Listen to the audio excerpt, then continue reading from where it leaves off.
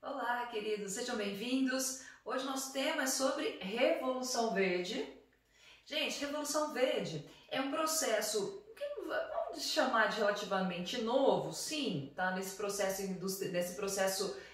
agrícola, agropecuário, está presente em praticamente todos os países ou que estão em desenvolvimento, como é o caso do Brasil, ou é o caso de países já desenvolvidos, como os Estados Unidos, países europeus. Então é um processo, gente, que não é só de países ricos, tá? Quando a gente fala dessa Revolução Verde, aliás, ele não começa nos países desenvolvidos. Lá a gente já tinha algumas aplicações, mas essa ideia de você realmente fazer uma revolução verde ou uma revolução no campo, ela começa a ser aplicada mais em países em desenvolvimento, tá? Então é muito simples. Por que a gente chama de revolução? De novo, a palavra revolução sempre vai trazer uma grande transformação, ela sempre é um indicativo de grandes transformações. Nesse caso não é diferente, a Revolução Verde ela foi sim uma grande transformação no meio rural, até hoje ela tem várias consequências que eu vou mostrar para vocês, tanto positivas quanto negativas, e vamos ver um pouquinho o que é essa revolução. Gente, a revolução ela tem início entre as décadas de 60 e 70 e ela começa a ser implementada na Índia, no México, depois também no Brasil, e a ideia era muito simples, a ideia em si, o conceito em si é relativamente simples. É você fazer uma modernização e uma mecanização das áreas agrícolas e pecuárias. Ou seja, você vai tentar implementar uma série de tecnologias, uma série de formas de produção, metodologias de produção que são aplicados em áreas industriais. Sim, é você tentar colocar dentro do campo tanto um maquinário semelhante ao que acontece em áreas industriais, é você produzir em larga escala, é você utilizar uma série de novas tecnologias que com o passar do tempo vão ficando cada vez mais tecnológicas, desculpa a redundância, mas cada vez mais modernas. Então é você implementar uma série de novas práticas, fazendo com que esse meio rural, em muitos casos, eu não vou dizer que ele perde, obviamente, as suas características rurais, mas se a gente pensar naquele ruralzinho, sabe? Aquele ruralzinho com enxada, tratorzinho, a unidade familiar, várias pessoas trabalhando. Na agricultura moderna ou depois da Revolução Verde, o agronegócio, esquece, tá? Isso aí não existe mais. Quando a gente vai em algumas áreas rurais, a gente tem algumas questões tecnológicas, algumas aplicações tecnológicas e mecânicas que deixam, gente, até muita indústria no chinelo, tá bom? Então entendam que aqui realmente ele é revolucionário, porque ele transforma não só a forma de se produzir, né, como você produz o alimento, mas também as próprias relações rurais, as próprias relações agrícolas, a questão da empregabilidade, né, quem começa a trabalhar ou quem deixa de trabalhar nessas áreas, a forma como você aplica o dinheiro, em que você vai aplicar, em qual forma, o que exatamente você vai fazer a aplicação de dinheiro. Então pensem que aqui é uma grande transformação em vários sentidos. Bom, quando se teve essa ideia da Revolução Verde, né, como ela começa a ser aplicada nesses países, principalmente em desenvolvimento, o que se afirmava é que com a Revolução Verde você vai produzir mais alimentos e se você produz mais alimentos, consequentemente, você não teria mais fome, tá? A gente acabaria conseguindo acabar com a fome no planeta. Nós produzimos muito mais alimentos? Sem dúvida, tá? A gente consegue produzir muito mais. Lembra a ideia do Malthus? Que uma hora a população humana ela ia crescer tanto que não ia ter alimento para essas pessoas? Então, gente, essa ideia do Malthus, ó, põe no chinelo, tá? A gente já tinha quebrado esse paradigma do Malthus, mas agora mais ainda porque a gente consegue produzir muito. Só que produzir alimentos não necessariamente significa que você vai ter pessoas comendo ou todas as pessoas no mundo comendo, pelo contrário. A gente vai ver que essa Revolução Verde, em vários casos, ao invés de diminuir a questão da fome, ela aumenta as desigualdades, ela vai trazer muito mais problemas sociais do que de fato resolvê-los. Gente, aqui a partir desse momento a gente teria o termo agronegócio. Tá? Então é aqui que se inicia esse termo que a gente vai usar bastante, que é o agronegócio. Inclusive, eu prefiro até o termo em inglês, que eu acho muito mais chique, que é o agrobusiness. Tá? Então quando a gente está falando desse meio rural mais moderno, mais mecanizado, é o agrobusiness, tá bom? Então vamos esquecer o agronegócio, que é uma coisa muito brasileira. Agrobusiness fica muito melhor, tá bom? Muito bem. essa Revolução Verde ela vai trazer consequências e vejo que eu coloquei que são tanto consequências positivas quanto negativas, tá? Eu não vou falar só mal não, vou falar bem também. E vou bem, mais ou menos, bem, um pouco, bem. Gente, a Revolução Verde vai trazer como aspectos positivos. Primeiro, maior produtividade. A gente produz muito mais, isso é inegável, tá? E essa produção em grande quantidade, ela vai estar presente, então, como eu falei, não só nos países ricos, tá? E aí, gente, vamos medir um pouquinho que países ricos que produzem bastante. Países ricos que produzem bastante vai ser Estados Unidos e Canadá, tá bom? Os países europeus, eles têm um problema que ainda é um limitante, mesmo com toda a mecanização possível, mas é a questão do tamanho dos países. Como a gente tem países pequenos, o clima lá é muito mais frio, mesmo o solo, ele não é um solo tão profundo quanto aqui no Brasil, ou fértil como a gente tem no Brasil, isso dificulta em várias regiões europeias a produção de larga escala de alimentos. Não quer dizer que eles não produzam, tá? Eles produzem sim, mas eles ainda são obrigados, por serem pequenos, a fazer uma importação de alimentos. E aí entra o Brasil, tá? O Brasil ele é um país que ele é muito produtor de alimentos e ele exporta principalmente para esses países europeus, Estados Unidos, para a China, né? Que é um país com uma população gigantesca. Já a China, olha, ela tem a aplicação da Revolução Verde, sim, só que ela não está atrelada, no caso dos países pobres como o Brasil, a multinacionais, tá? Como é uma questão do Estado, lembra que é socialista. Então a China ela consegue ter uma produção, mas ela não é uma produção tão grande para alimentar o seu mais de 1 bilhão e 300 milhões de habitantes. Então ela acaba também sendo um grande importador de alimentos.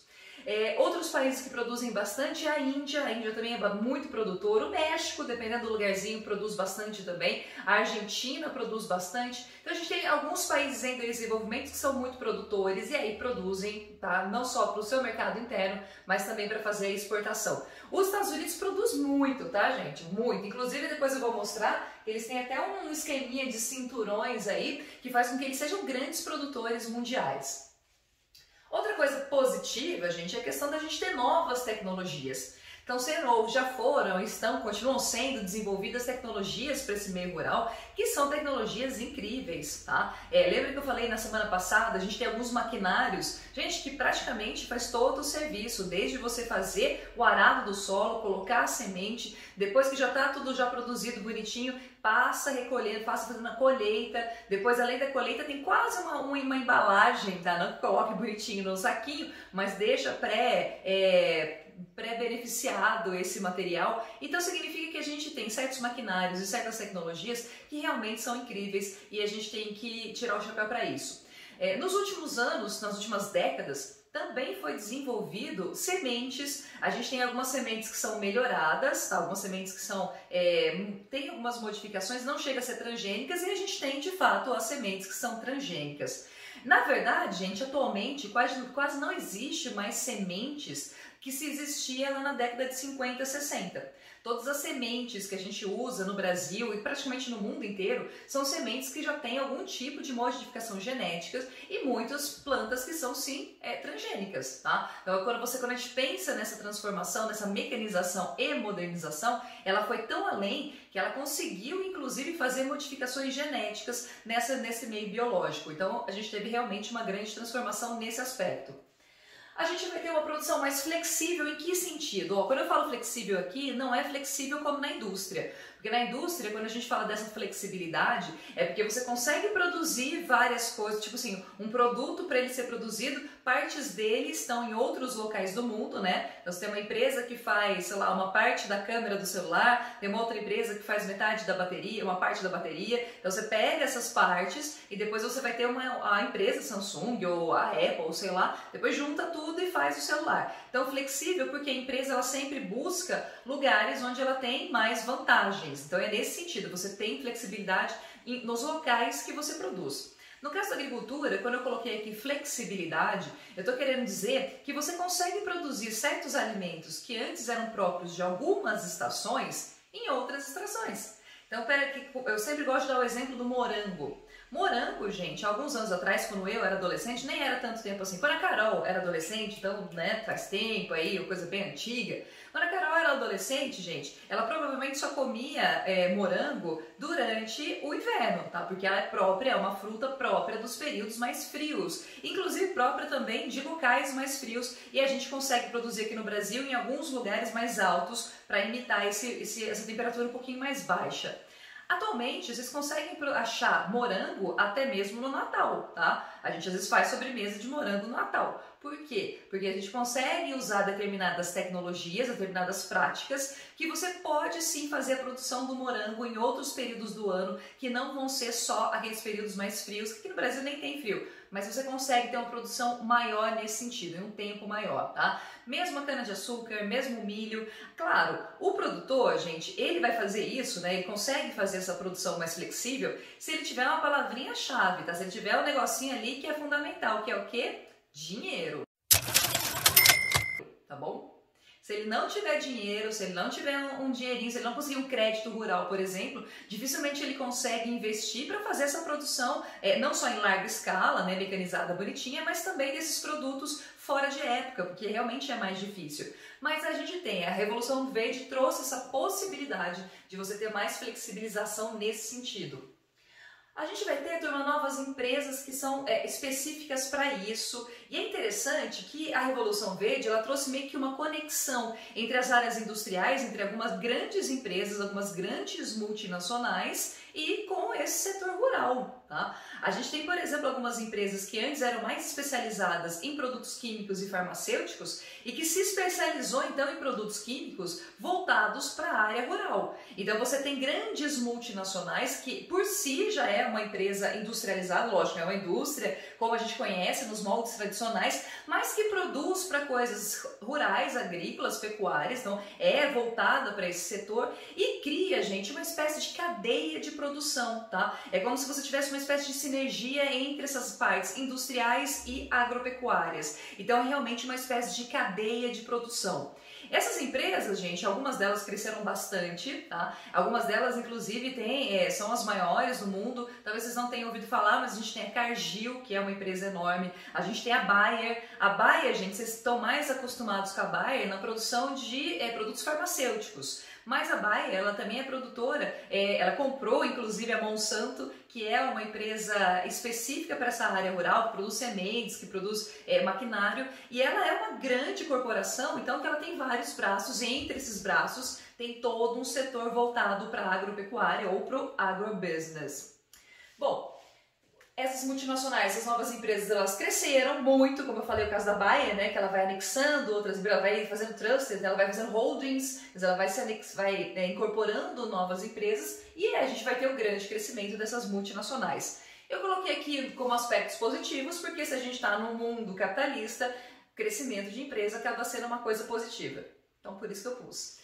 Só que, gente, o problema de você ter essas grandes multinacionais e elas estão tão atrelado a essa cadeia de produção e praticamente toda a produção agrícola está relacionado com essas empresas, quer dizer que elas acabam tendo sim domínio sobre o mercado, tá? E elas fazem uma coisa muito comum em vários pontos do Brasil e do mundo inteiro. Elas meio que atrelam o produtor rural a elas próprias, ou seja, elas fazem um esqueminha por exemplo, eu vou praticamente dar sementes para você, desde que sejam as minhas sementes, então eu vou dar essas sementes para você, só que em compensação você tem que me dar alguma outra coisa. Você pode me dar uma parte da sua produção, ou você é obrigada, você é atrelado a ficar comigo para fazer outras parcerias. Então a gente tem alguns tipos de contratos que nem são tão bons, benéficos assim, nem são tão legais no sentido de lei mesmo, não tem essa legalidade, mas que as multinacionais fazem com uma certa frequência. O grande problema, gente, é que essas multinacionais, elas acabam dominando o mercado de produção de alimentos de basicamente o mundo inteiro. E isso acaba enfraquecendo principalmente as agriculturas familiares, tá? Isso é um prejuízo muito grande. O Brasil, por exemplo, a gente tinha uma diversidade de produção agrícola muito maior do que nós temos hoje. A gente consegue produzir bastante? Sim, a gente produz bastante. Só que a gente produz pouca diversidade de alimentos. E isso acaba impactando essas outras coisas que eu coloquei aqui, olha. Se você vai ter um domínio dessas multinacionais, quer dizer que, consequentemente, você vai ter aumento da desigualdade, concentração de renda. Na verdade, gente, não é só concentração de renda não, concentração de terras mesmo, tá? Porque alguns produtores vão ter muitas terras. A gente vai ter uma desestruturação da própria agricultura familiar. Então, vamos pensar um pouquinho. Se você tem dinheiro para fazer um investimento e ter um agrobusiness, quer dizer que você consegue ter uma grande modernização. E se você moderniza muito a sua produção agrícola, você consegue exportar. E se você exporta, você ganha muito mais, até porque o dólar, né, tá lá em cima, dólar, se não me engano, está 5 de novo, dólar lá em cima, favorece sempre a exportação. Se você tem esse cara ganhando muito dinheiro, esse produtor do agronegócio ganhando muito dinheiro, ele muito provavelmente vai comprar novas terras. E ele compra às vezes novas terras de pequenos produtores rurais que não conseguem competir com ele. E pior, que não consegue crédito rural. Se vocês forem num banco, se vocês forem, por exemplo, tiverem uma pequena fazenda, um pequeno sítiozinho, propriedade familiar, né? Você tem uma agricultura pequena, diversidade, né? Você produz ali para a localidade, mas é pequeno. Você tem um grande produtor rural, gente, os bancos, quando eles vão ceder créditos, mesmo que esse aqui peça um pouquinho só de crédito e esse aqui peça milhões em crédito, esse consegue e esse aqui provavelmente não, tá? Então a gente vai ter essa grande desigualdade até mesmo nessa relação de bancos, até mesmo nessa relação do crédito. Então, cara, ele ganha muito dinheiro, ele consegue emprestar dinheiro, mesmo que ele tenha, ele gosta de emprestar dinheiro, tá? Porque provavelmente os juros que ele vai pagar é muito pequeno, então ele empresta esse dinheiro, faz um investimento, compra novas terras, você está comprando novas terras. E quando eu falo comprar, gente, se a gente for mais para o interiorzão do Brasil, Mato Grosso do Sul, Goiás, Tocantins, mesmo ali na beirinha, quando a gente pega quase beirinha da Amazônia, não é só comprar não, tá? Às vezes é expulsar mesmo. A gente tem algumas relações rurais aqui no Brasil que mesmo esse grande produtor, ele vai ter seus capangas, ele vai ter toda uma gama de pessoas que trabalham para ele que basicamente faz isso. Expulsa pessoas do campo, tá? Expulsa pequenos produtores. E esses pequenos produtores não tem muito a quem recorrer, tá bom? Porque, bom, nem vou entrar no termo em outras coisas. Vamos lá. Se você tem uma concentração de terra, quer dizer que você desestrutura a agricultura familiar. E a agricultura familiar, gente, é ela que vai dar emprego a muitas pessoas e não só a sua própria família. Esse agronegócio aqui, se ele é mecanizado, se ele tem máquinas enormes que fazem quase tudo, quer dizer que eles não empregam pessoas, tá? Aqui você vai ter uma empregabilidade muito baixa, então emprega-se muito pouco, e as pessoas que estão empregadas no agronegócio, geralmente são pessoas que vão ter uma grande qualificação. Então a pessoa ela tem tipo assim, sei lá, um PhD, não vou dizer PhD que não é o caso, mas ela tem uma pós-graduação só para mexer em alguns tipos de tratores. Então ela é específica para aquilo, tá? E ela provavelmente vai ganhar um salário bom, sim, mas você vai contratar poucas pessoas, você não precisa de muita mão de obra. Essa mão de obra, ela estava muito mais na agricultura familiar. Só que se você não tem mais agricultura familiar, você vai ter uma concentração de renda, essas pessoas elas vão perdendo as suas terras, ou vendendo, ou por desapropriação, né, ou por roubo mesmo. Essas pessoas acabam indo parar nas cidades. E a gente já viu como essa grande migração rural, esse êxodo rural causa, sim, problemas nas áreas urbanas. Além disso, a gente vai ter uma grande degradação ambiental. No Brasil, atualmente, as grandes queimadas que a gente está tendo, tanto lá no Pantanal quanto na Amazônia, estão sim associadas a esse agronegócio, que para conseguir ter uma maior produtividade, põe fogo na floresta, põe fogo nas áreas vegetais, para ter sim maior área de produção, tá bom? E é muito interessante, como eles não percebem que quando você faz esse desmatamento, quando você faz essa grande degradação ambiental, isso tem uma consequência direta no clima, tá? O clima, ele está sim sofrendo com alterações, a tendência é que ele vai ficar não só mais quente, mas também mais seco. Gente, se é mais seco, como é que você vai fazer agricultura sem água? Por mais que você tenha tecnologia, tá? Você consegue ter uma produção sem água, com pouquíssima água? Consegue, só que você tem que investir muito mais e não tem a mesma produtividade.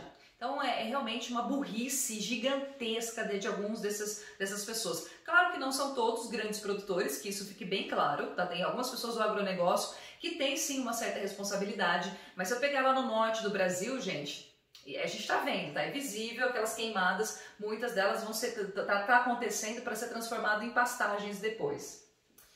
Bom, e quando eu falo aqui de degradação ambiental, isso também está associado a essa outra coisa da diminuição da biodiversidade. Em que sentido? Quando você tem um agronegócio, gente, você tem preferência por alguns tipos de produtos. Isso significa que outros produtos no Brasil, que eram muito comuns, eles estão desaparecendo. Se vocês forem no mercado, por exemplo, vocês dificilmente vão encontrar vários tipos diferentes de tomates. E aqui o Brasil, ele tinha, sim, muitos tipos diferentes de tomates, muitos tipos diferentes de bananas. A gente atualmente não vê essa diversidade de certos produtos, por quê? Porque esse grande produtor, ele vai dar preferência para alguns e não para outros. Então, nesse sentido, diminui a diversidade. Também vai diminuir por conta do agrotóxico. O agrotóxico, gente, é você matar determinados tipos de praga que estão atrapalhando a produção. Até aí, ok. Só que quando você usa muitos tipos diferentes de agrotóxicos e alguns deles são muito fortes, quando você faz esse uso, você vai matar, gente, não só aquela praga, mas aquela praga muitas vezes está associada a um outro tipo de animal e outro tipo de animal e outro, então você vai ter, digamos que um efeito em cadeia. E aí todo aquele sistema ecológico que a gente tem de repente no entorno vai ser alterado por conta do agrotóxico, tá? Então você diminui não só a biodiversidade dos produtos agrícolas em si, mas também do próprio sistema ecológico local que a gente tem próximo dessas áreas de produção. Só também uma coisa, gente, que o agrotóxico no Brasil nos últimos anos, não. Desde 2019, foi sendo aprovado muitos agrotóxicos no Brasil. Para vocês terem uma ideia, a gente teve aprovação de certos agrotóxicos que só são usados aqui no Brasil, tá? Que não são usados em outros lugares do mundo, porque já tem estudos comprovando que esses agrotóxicos estão associados a uma série de outras doenças. Então aqui no Brasil é uma coisa impressionante, como eles aceitaram coisas que no mundo inteiro não é aceito. E sabe o que eu fiquei me perguntando outro dia? As pessoas, por exemplo, deixaram de tomar vacina, ou algumas, esse movimento de não vacinação no Brasil surgiu muito com uma ideia que começou a surgir, que começou a ser desenvolvida, que quando você toma vacina, isso estaria associado, por exemplo, a algumas doenças como autismo, alguns problemas de aprendizado como autismo, hiperatividade e assim por diante. Já tem estudos mais atuais e muito mais científicos, digamos assim, que está associando essas dificuldades de aprendizado ao agrotóxico e outros tipos também de doença associados ao agrotóxico. Só que ninguém fala de boicotar o agrotóxico e as pessoas falam de boicotar a vacina. Gente, sem explicação, tá bom? O Brasil de fato não é um país para amadores, é um país realmente cheio das coisas, né? Turma, aliás, eu dando essas aulas assim, falando do Brasil, eu sinto que vocês ficam um pouco revoltados, né? Pelos comentários que eu vejo lá no YouTube, tem uns que não sei quem colocou assim, lá vamos nós ver essa desgraça desse Brasil.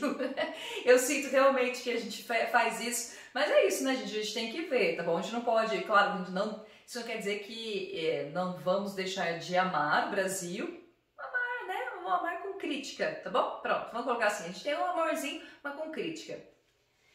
Só para terminar, só para eu aproveitar essa aula e não ter que fazer uma nova aula só para falar disso, gente, eu vou colocar para vocês um pouquinho dos sistemas agrícolas, tá? Não tem muito a ver com a Revolução Verde, ou tem um pouquinho, mas é só para aproveitar mesmo esse cantinho de lousa que me sobrou, tá bom?